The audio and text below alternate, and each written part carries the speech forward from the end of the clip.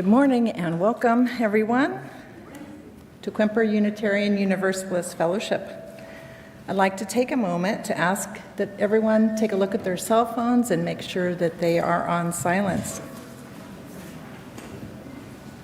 Whoever you are, wherever you're from, and whatever your faith tradition, you are welcome here. My name is Joanna Sanders, and I'm a member here at Quimper Unitarian Fellowship.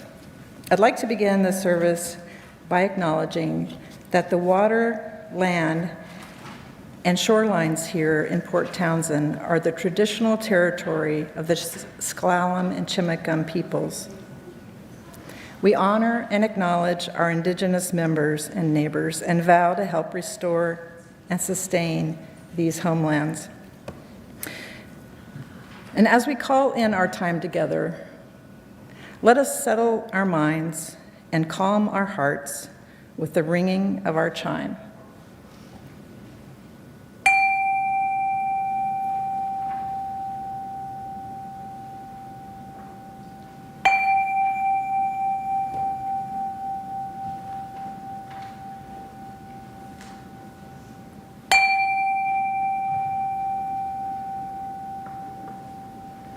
It's good to be together.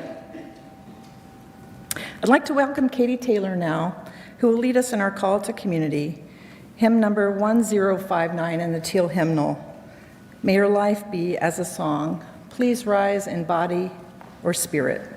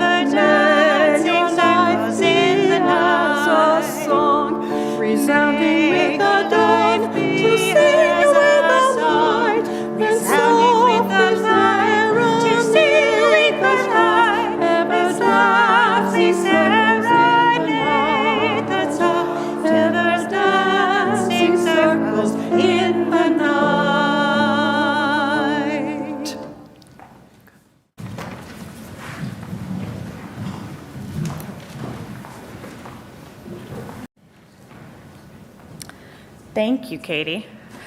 Please join me now in our chalice lighting words. They were written by Catherine Callahan. As the chalice is lit, let us come together into the sacred space we have created. Let the cares of the day fall away and know that here is a place for quiet reflection, for a pause in our lives, for breathing into our true selves. Let what is said and felt here add richness to the dimensions of our lives and spiritual practices. We are strong together in community. We share the experience of being human. Let the warmth of the chalice lit during our time together connect us and carry us into the world.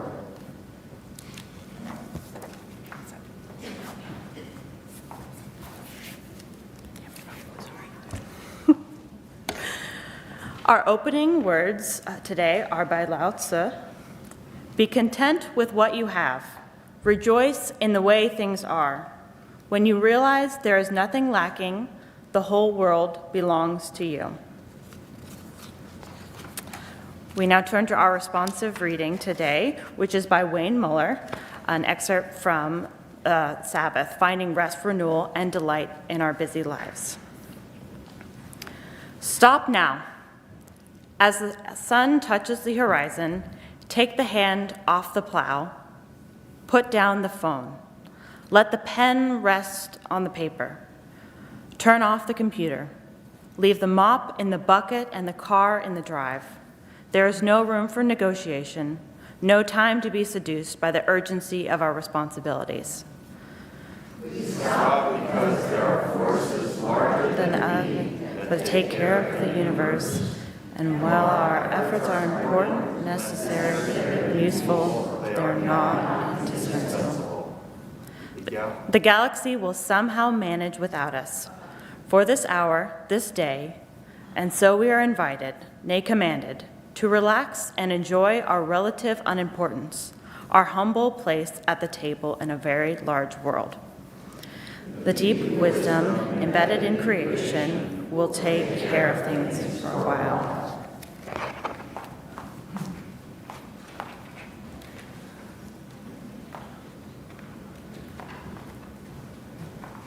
What we'd like to do now is welcome and acknowledge any visitors this morning. If you're online with us, you're invited to say hello in the comments section and tell us your name and where you're from. If you're attending in person, please rise or raise your hand so that we may welcome you.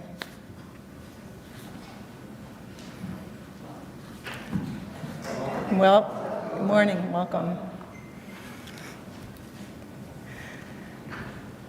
Thank you, everyone. I'd like to invite you to please join us for refreshments and conversation in the fellowship hall after the service. We have a newcomers table near the patio doors where our greeters are ready to answer any questions you have. And welcome to you all this morning. We're glad you're here. We will now receive the offering, which today goes to support QUUF, our building, our staff, and programs. If you'd like to donate to our programming, we have options. The ushers will come among those of you in person and receive the offering. You can text the amount you would like to give to the number now showing, or you can go to our website, QUUF.org, and click on the giving link, or simply mail a check to QUUF. Please remember to put offering in the memo line. We will now gratefully receive your offering as we listen to Helen Lauritzen play Hymn of Promise by Natalie Sleeth.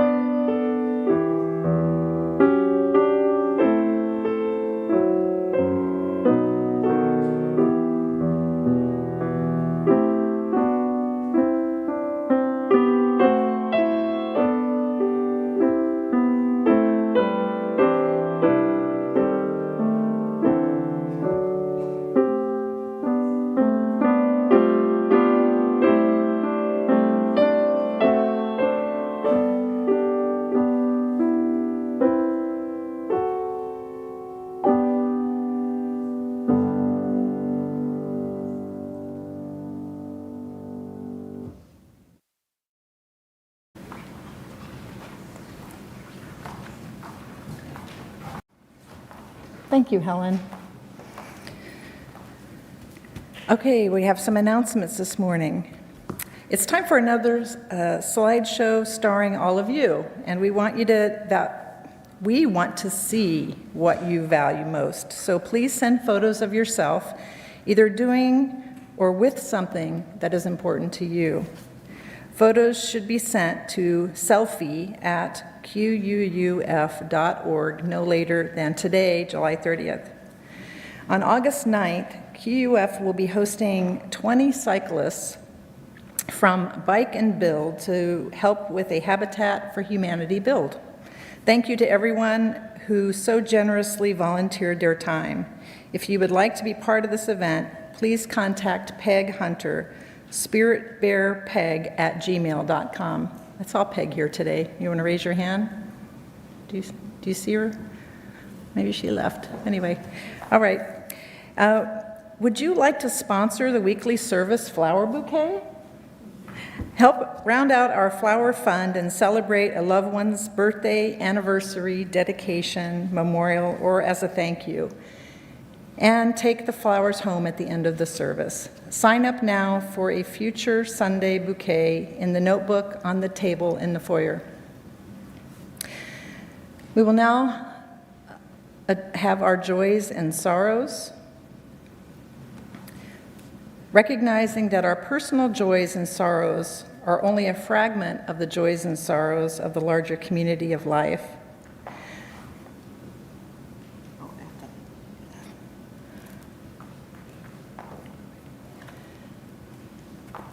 And thus, we place this first stone, thinking in particular of the Community Unitarian Universalist Church of Plano, whose building was subject to an arson attack last Sunday, July 23rd. Because of the quick action of Plano's first responders, the damage to the church property was limited to the entrance and there were no injuries. We extend our support and prayers at this time as they deal with the impact of this incident. And now within the congregation, we light this candle for Nan Toby Terrell's birthday on August 2nd. She is grateful for reaching 82 and appreciating all the kindness and friendships that have enriched her life here this past year. She gives thanks to those of you who have been a candle of light for her. And we light this candle to celebrate a wedding. On Wednesday, Cosmo Kreca and Charlie Benedettino were joined in marriage, with Bo Olgren as the officiant. So Cosmo was raised here at QUF as an integral member of our RE and youth community. To Cosmo and Charlie, we celebrate your love and your commitment to each other and send our blessings. We light another candle of healing for Renee Moe, who recently celebrated her birthday. She fell and broke her hip and had surgery on Thursday and is now admitted to Forest Ridge Care Facility in Bremerton. We light this candle for a speedy recovery. And now we place a final stone, holding in our hearts the joys and sorrows I've just shared, but also thinking of such joys and sorrows among us that are unexpressed but of no less importance. And I now invite you into a moment of silence.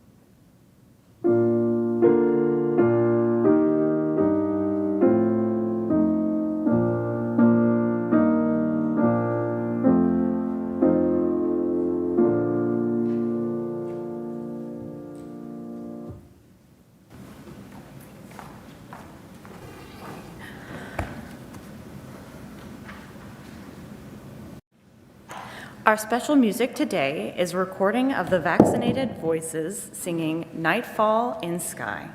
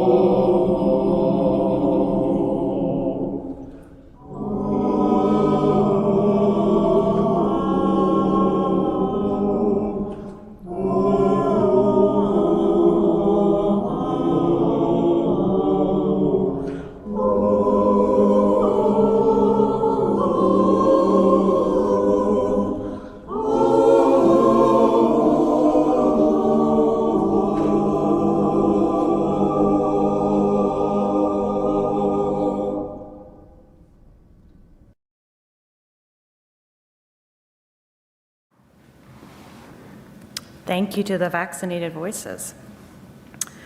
My name is Karling Rutenbeck, and I grew up in this congregation. It's been a minute since I've been back, and I think the last time I was up here, I gave a winged bridging speech, so it's a little nerve-wracking to be back up in this space. I prepared a little bit more today than that. Some things are the same and others have changed, and I'm grateful to be able to be here with you today. I now live and work in Seattle and work in population health for UW, and I was grateful to be invited back here today and grateful to be joined by my partner, Jeremy Wood, who will be providing the sermon today because I was too nervous to do it. He's a tribal court judge and a lawyer in Seattle and practices mostly in employment and labor law, which he is very passionate about, criminal justice reform, as well as providing educational tours for on our local waterways as well. So I will let him introduce himself as well.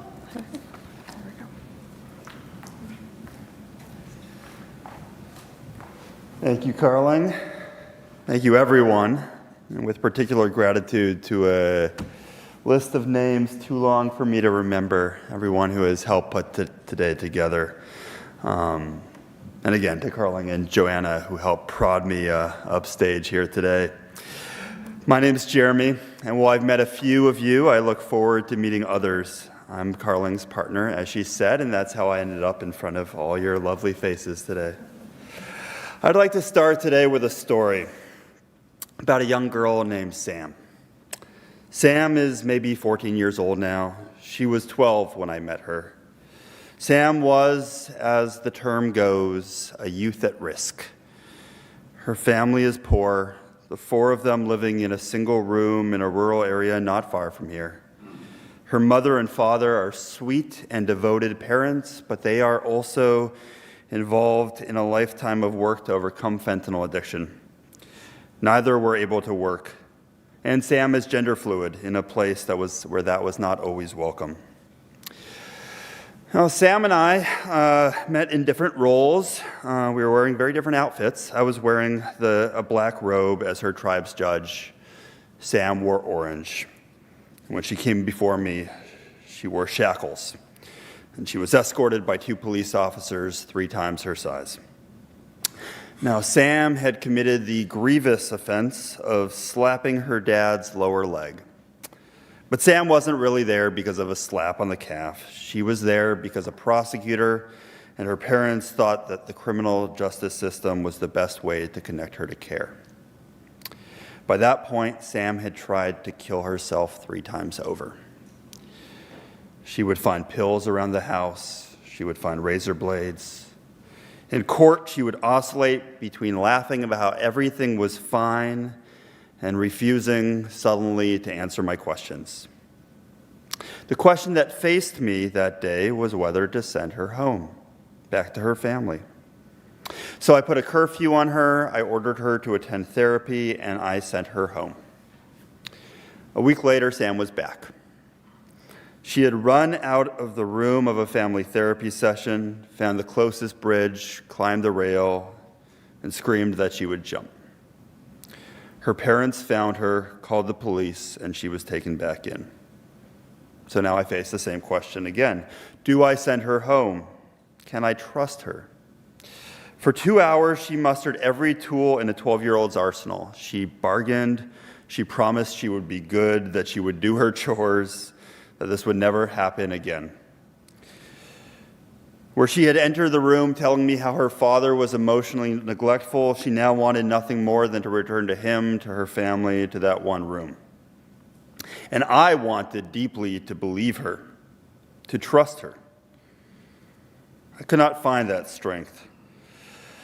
So I ordered her incarcerated for a week and a half. She told me that jail would just make her feel worse, that whatever she did would be on me. And those parts I did believe. I told her that she was right. It would make her feel worse. And I told her that it was the only way that I had to make sure that she stayed alive. I cried that night. I spoke to judicial mentors with different feedback from each. I went back and forth over my decision, hating it, but not knowing whether I could or would have done differently. Sam came back again a week and a half later, zooming in this time from jail. Indian Child Welfare opposed her release because they had not had the time to set up her therapy or a safe home. But Sam had waited long enough, and so had I. I ordered her release. Soon after that, Sam and her tribe entered into an agreement. If she kept going to school and to therapy, if she honored her curfew, if she listened to her parents for 6 months, which I don't know that I could do, her charges would drop. I dismissed them at 3 months. Sam had done what I'd asked. She and her family were smiling and laughing and sitting close to each other when they appeared before me. This was a different kid. I told her how proud I was of her, how I hoped if I ever saw her again, it would be under very different circumstances. I cut her free from our court supervision. Sam's family is still poor. I suspect she still struggles with depression, with hopelessness, and a life that leaves far fewer options than she deserves. But when I signed that order of dismissal, I knew that it was Sam's life, her life to choose, her mistakes to make, her potential to discover. Today I want to talk with you about those moments where we have to give up that control. Not because we are abandoning the work, but because the work is not ours to do. When for all our best intentions, we need to let others pick up the mantles, to scrape their knees, to own their lives. In my Jewish tradition, we turn in these difficult moments to stories. We read the same 5 books of the Torah every year. Each week has a designated portion, a parsha, and the sermon or Dvar Torah or Drash is on that parsha. In my home congregation, that stays under 5 minutes. So when Karling told me that I would be speaking for 20 about anything, and that I had to make it personal, well, that took a little time. But I understand that UU finds so much of its richness in the various traditions that its members bring together in fellowship, and so I'll start there. Today I'd like to speak with you about two words in the story in the Parsha of this week. In the Parsha of Elchanan, Moses, has reached his final days. He stands high atop the mountain of Pisgah in Jordan.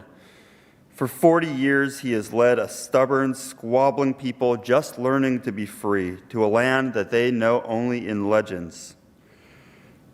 They had the chance to enter that land 4 decades prior, but they stayed behind out of fear. Moses, for his part, fears that they will refrain again. And so, fearful of his people's future without him, Moses begs God to let him go over with them. Abrav na ve'ara et ha'aretz hatova asher be'aver hayarden, ha'har hatov hazeh. Let me cross over to that good land beyond the river. Let me walk amongst those good hills. He speaks these words from the mountain summit. Mountains are places of certainty in the Torah. The Ten Commandments come down on Sinai, while the people wait, lost and confused at its base. The people stand atop mountains, while the priests in the valley between them yell out curses and blessings. And to each of these, the people respond with certainty. Amen. Moses is the man of the mountain, the far-seer, the sage and teacher. And he knows that only he can gird his people and lead them safely forward to a new life. But this will not be Moses' destiny. God responds to him, V'yitaber Adonai bi lemanachem, v'lo shema alai v'yomer Adonai alai, rav lecha al tosef daber elai od. You will not cross over. In anger, God will not listen. God tells Moses, Rav lecha, that is enough. Speak no more to me. At some point, by one reading, the future belongs only to God. At least that's how Herman Melville read it. In the 1830s, he sermonized, we must die on the summit of Pisgah. It was not the gloriousness of the Canaanite landscape which satisfied the dying leader and nerved him for departure. It was rather his view of the being by whom that landscape would be trodden. That's not how I read it. The solace that Moses finds is not in the witness of God walking around there. And so I want to return to those two words, Rav lecha. Literally, it is much to you. Now, many translators, like Melville, read this along God's tone of anger. That's enough out of you. But that's not what these words say. It is much to you. It is plenty. It is enough. Like so many questions in the Bible, we are left unanswered here. What is enough? What is plenty? It's hard to recognize when we've had enough, when it is time, when we have had enough and can rest for an hour or for forever, when we can take our hands off the wheel. We all reach that point, right? That moment where we can go no further and we must let others go on without us. The Talmud teaches, Lo alecha hamalacha legmor, velo ata venchorin levetal mimena. It's not on you to finish the work. You're just not free to desist from it. The Bhagavad Gita teaches a similar lesson. The warrior Arjuna stands ready for battle, but he is afraid to march forward. He turns to his charioteer, the god Krishna, who tells him to go forward and fight, because that is his dharma, but to fight with no assumption of where the fight will lead, whether he will triumph or lay down his life. Krishna tells him that while the forward march is his duty, he is not entitled to its fruits, to victory or failure. Fight while you have the light, but when it is your time, let go. Likewise, the Quran teaches that whoever puts their trust in Allah, that is enough, because we have no control over the harms and benefits in this life except what Allah pleases. The lesson is not that Allah's gifts are always good or welcome or enough, but that trust is good, come what may. We might not like what Allah brings us, but the only thing we can do in the face of uncertainty is trust. Trust takes courage. It takes vulnerability. It takes the strength to let go. So often we feel we must hold on, we must take the lead, because others lack our insight. They cannot do what we would, even with their own lives. And this is why prayer, meditation, stillness, rest can come so difficultly to some. Our willingness to rest depends on what we will expect to find there. If we believe life is fundamentally bad or flawed, we struggle to quiet ourselves, to give up labor, to refrain from movement. And whether that's Moses entering the promised land or us busying ourselves by cleaning the dishes, which is not a reference at all to Karling. When I feel that struggle, I try to look outside, because like the Torah, I also find certainty in mountains. Not in their vistas, not in the thrill of achieving some summit. Mountains still me, because long after I have descended from their slopes and from this life, they will remain. Others will walk them, and one day too, they, like liquid, will be gone, washed away by wind and water, and a new landscape will unfold. The galaxy will somehow manage without me. The great 11th century French winemaker and in his free time rabbinic commentator, Rashi, gives us another alternative. He looks at the words that followed Rav Lechem. God then tells Moses, "Speak no more to me." Well, why would God tell his greatest prophet to shut up? For Rashi, that's not what God tells him. God does not say to speak no more. God says to speak no more to me. God had told Moses, "You've done enough. We don't need to talk anymore here up amongst the slopes. Go back to your people." The next lines reaffirm that conclusion. God tells Moses to look west and north and south and east. But the land that he's to enter is only to the west, so why every direction?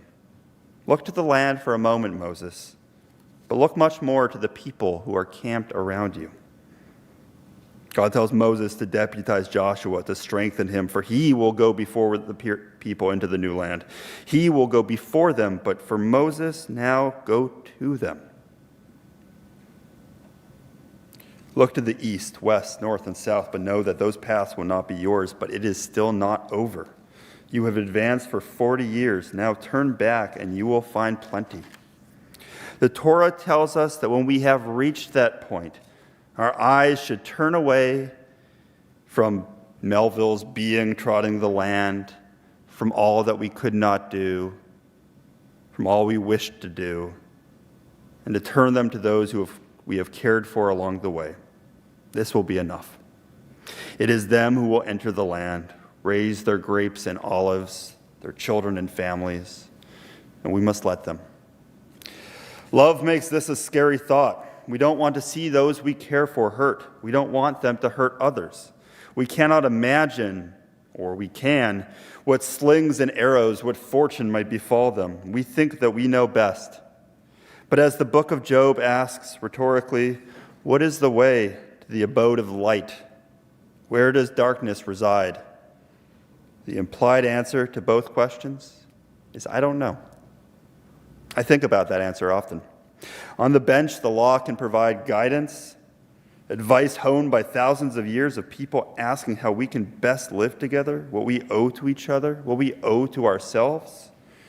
But most of the time, when I'm in that robe, the guidance falls short, and I am left more with gut than with rules.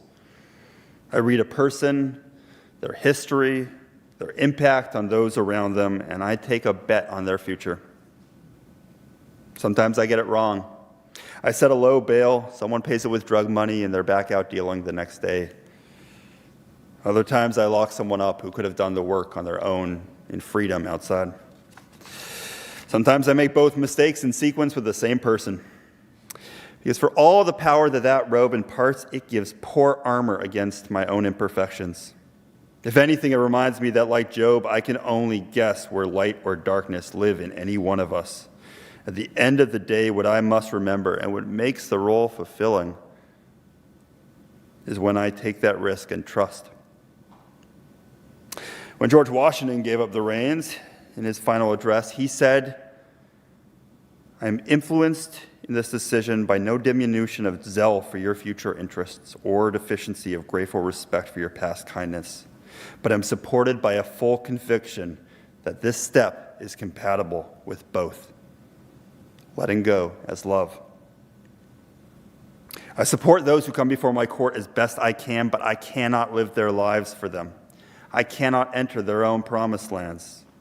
The philosopher Emmanuel Levinas said, "To be free is to simply do what no one else can in my place." Only Moses could have done his part. I strive to do mine. Others will do theirs, or they are not free. And like those we seek to guide, our friends, our children, I must let them. For Moses, with 40 years of power behind him, now washed over with desert sand, the lesson comes hard. But it is a lesson that comes for us all. In the end, death will rob us of all our goals. Kafka put it bluntly in commenting on Moses. The dying vision of Moses can only be intended to illustrate how incomplete a moment is human life.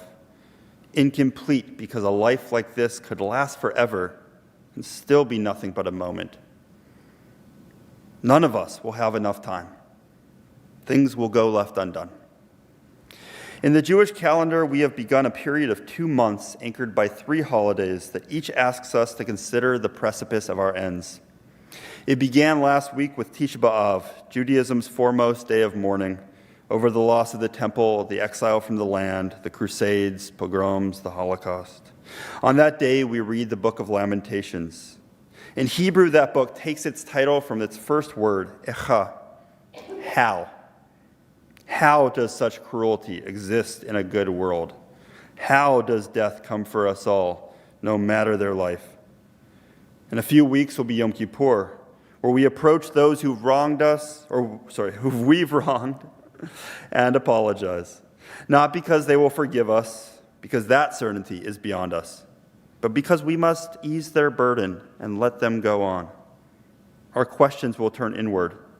In such a fragile world, in such a delicate life, will I live to see this day next year? As the prayer Unetana Tokef puts it, Mi yeh umit yamot, who will go on, who will die? You all probably know Leonard Cohen's more poetic translation, who by fire, who by water, who by brave ascent, and who by accident.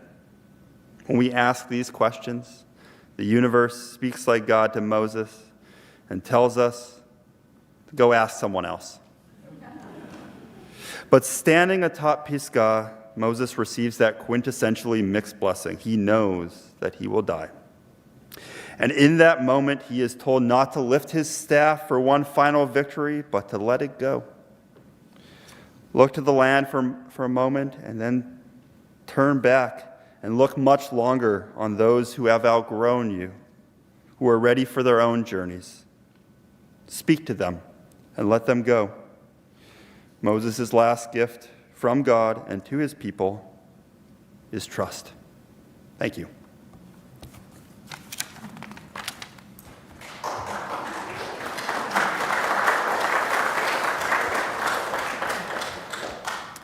Our closing song is hymn number 323, Break Not the Circle, led by Katy Taylor. Please rise in body or in spirit.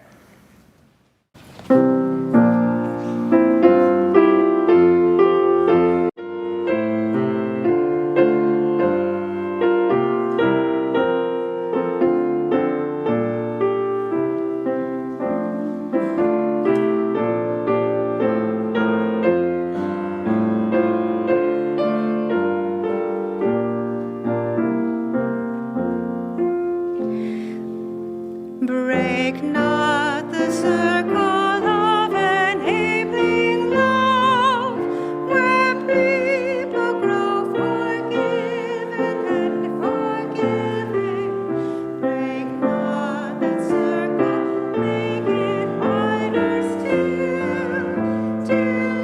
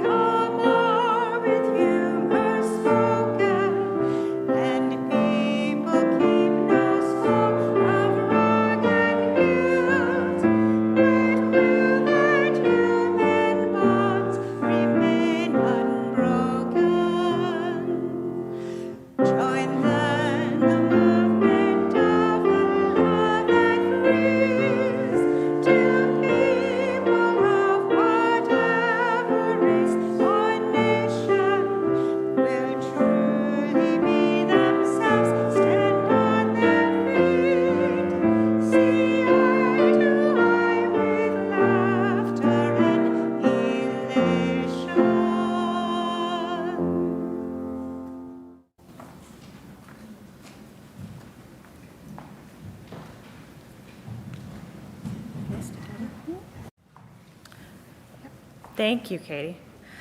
Please join us in our chalice extinguishing words. We extinguish our flame, but not the light of truth, the warmth of community, the fire of commitment, or the power of transformation. These we carry in our hearts until we are together again. Next week, Sandy Tweed will be speaking on the topic of yellow light. We hope you can join us. Our postlude today is Sammartini, Sonata in G, Allegro movement, performed by Pamela Roberts, cello, and Helen Lauritzen, piano. A video with photo overlays by Ida Domozlecki.